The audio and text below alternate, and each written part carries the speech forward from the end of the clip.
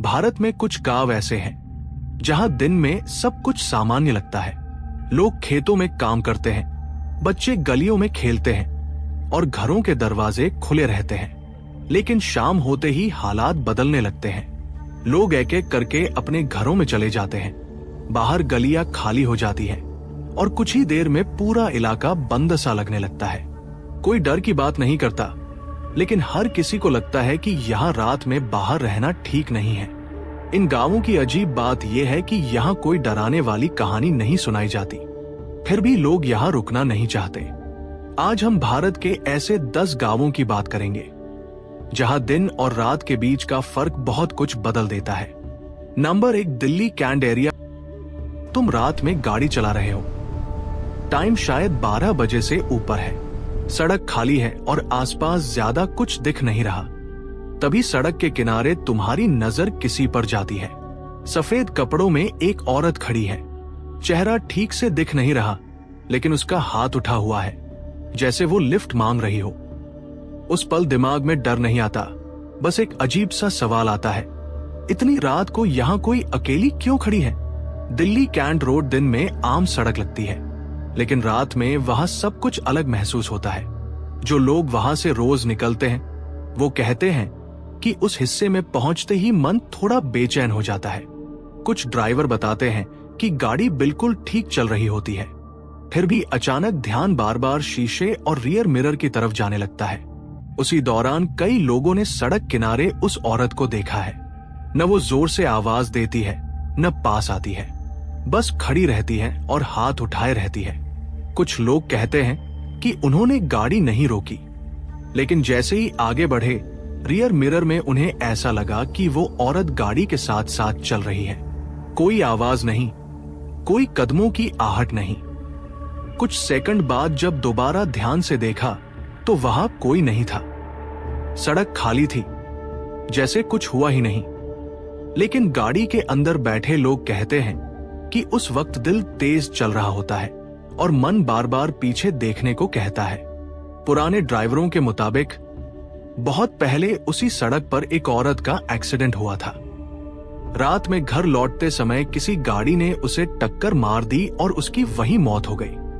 लोग मानते हैं कि उसी की वजह से ये बातें शुरू हुई। कुछ टैक्सी ड्राइवर कहते हैं कि उस जगह पर पहुंचते ही इंजन थोड़ा भारी लगने लगता है या शीशों पर बिना वजह धुंध सी आ जाती है। किसी को कुछ साफ दिखाई नहीं देता, लेकिन ऐसा लगता है कि कुछ ठीक नहीं है। नंबर 2, कुलधरा गांव, राजस्थान। इस गांव का नाम लेते ही एक बात सबसे पहले कही जाती है, सूरज ढलने के बाद यहां रुकने की इजाजत नहीं है। दिन में लोग आते हैं, घूमते हैं, फोटो लेते हैं, लेकिन जैसे ही शाम होने लगती है सबको बाहर निकलने को कहा जाता है। वजह साफ नहीं बताई जाती, बस इतना कहा जाता है कि रात यहां नहीं बितानी चाहिए। और यही बात दिमाग में पहला डर बैठा देती है। अगर कुछ नहीं है तो रात को रुकने से मना क्यों किया जाता है? दिन ढलते ही कुलधरा बदलता हुआ सा लगता है। वही घर, वही गलियां, लेकिन इंसानों की आवाज खत्म होते ही माहौल अलग महसूस होने लगता है। हवा चलती है तो लगता है जैसे किसी खाली कमरे से निकल रही हो। जानकारी के हिसाब से कुलधरा जैसलमेर के पास बसा एक पुराना गांव है, जहां पालीवाल ब्राह्मण रहते थे।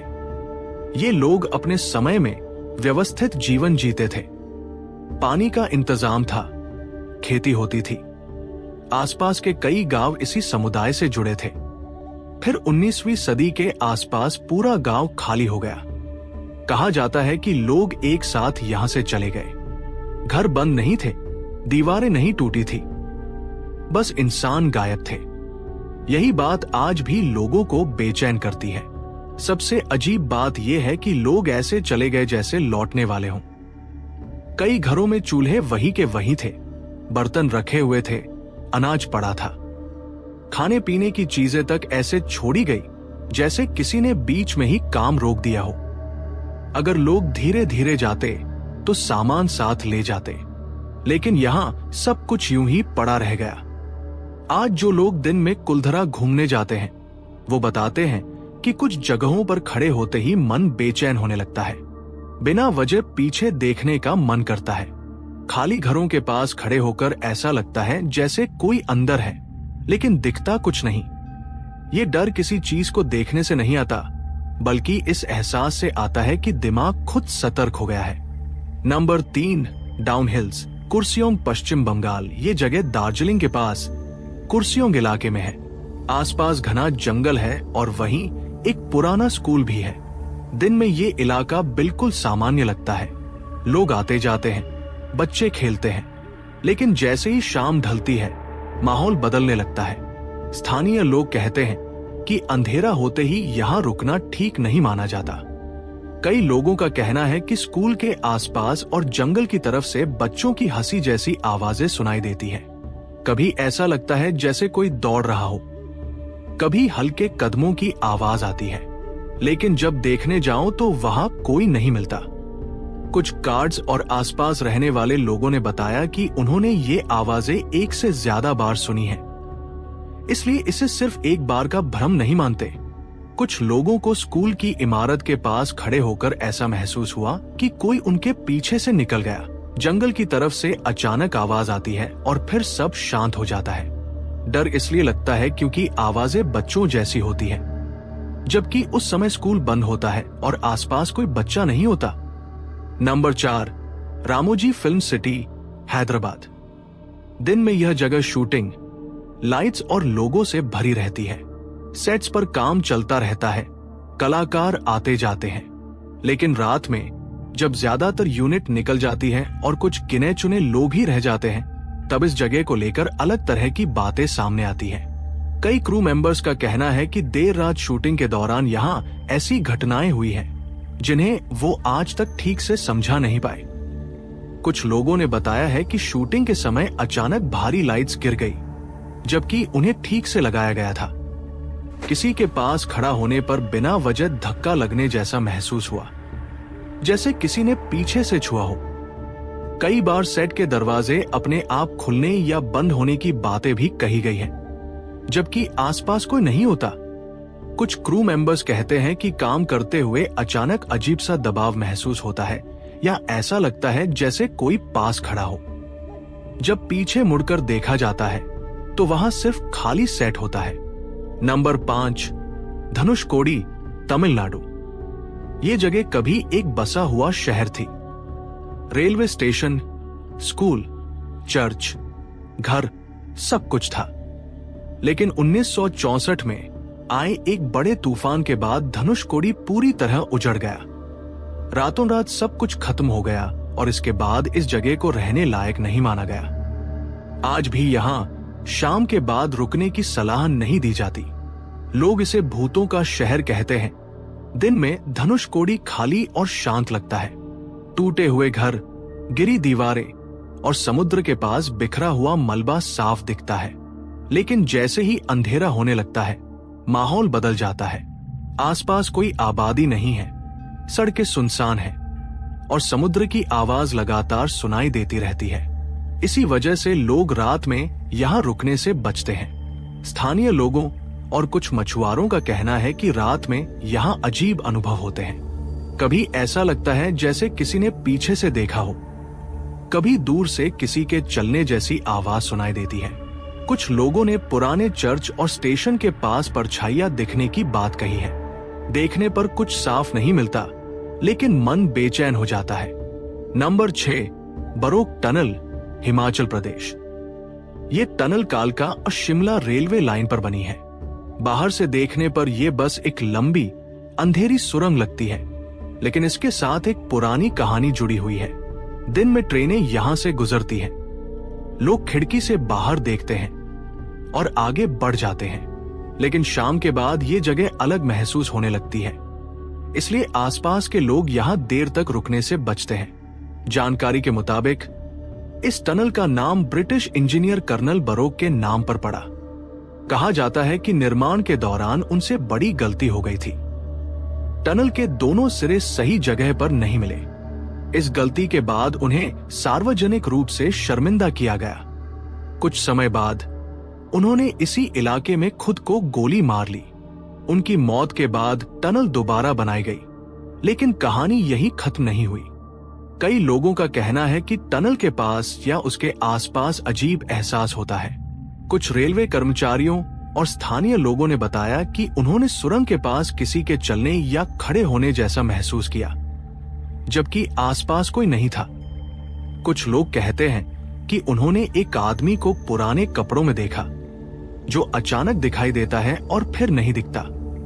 नंबर 7, लखपत गांव, गुजरात। लखपत कच्छ जिले में स्थित एक पुराना बंदरगाह शहर है। आज ये जगह लगभग खाली पड़ी है, लेकिन कभी यहां व्यापार होता था। जहाज आते जाते थे और लोग बसते थे।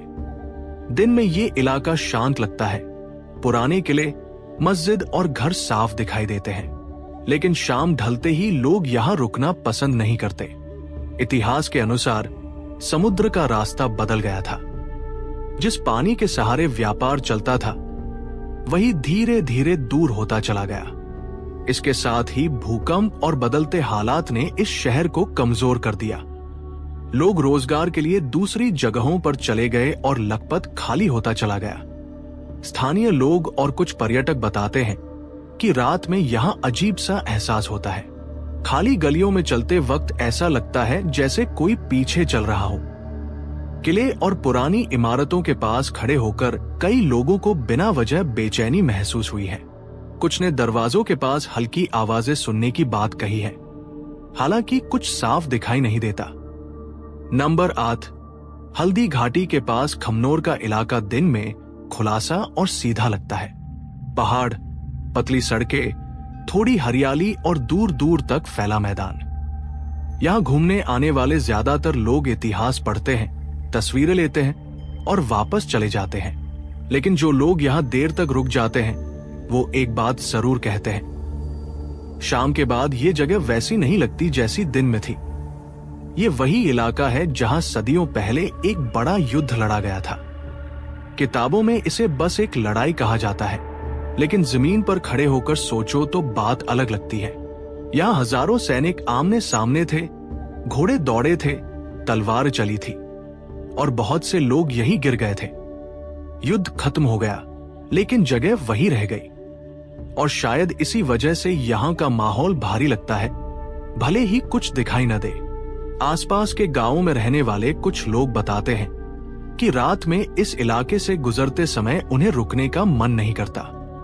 कभी ऐसा लगता है जैसे दूर कहीं कोई चल रहा हो, लेकिन देखने पर सिर्फ अंधेरा होता है। कभी अचानक हवा चलती है और मन बेचैन हो जाता है। नंबर 9, पुणे के बीचों बीच शनिवार वाड़ा खड़ा है। चारों तरफ शहर की आवाज, ट्रैफिक, लोग, सब कुछ चलता रहता है।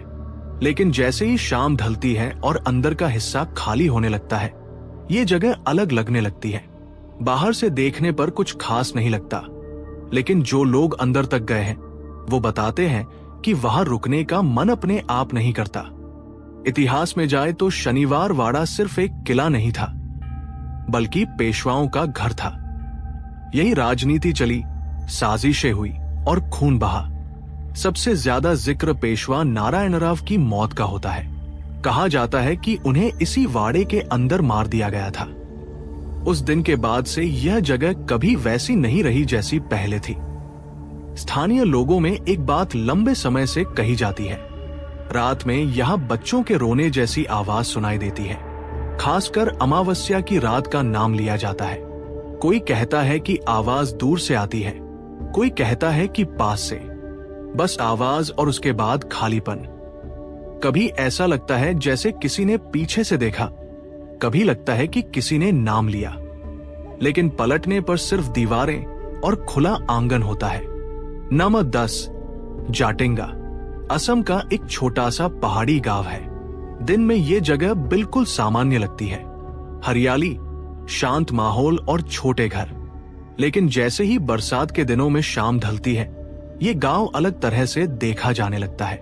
कई सालों से यहाँ एक अजीब बात नोट की जाती रही है। मानसून के मौसम में, खासकर सितंबर और अक्टूबर के बीच, रात के समय बड़ी संख्या में पक्षी अचानक नीचे गिरने लगते हैं। कुछ बिजली के खंभों से टकराते हैं, कुछ जमीन पर आ गिरते हैं। ये वही पक्षी होते हैं जो आमतौर पर रात में उड़ते भी नहीं। सुबह होते होते गांव के आसपास कई मरे या घायल पक्षी मिलते हैं। स्थानीय लोग बताते हैं कि ये सब अचानक शुरू होता है। पहले आसमान में कुछ खास नहीं दिखता, फिर थोड़ी देर में पक्षी नीचे की ओर आने लगते हैं, जैसे रास्ता भटक गए हों।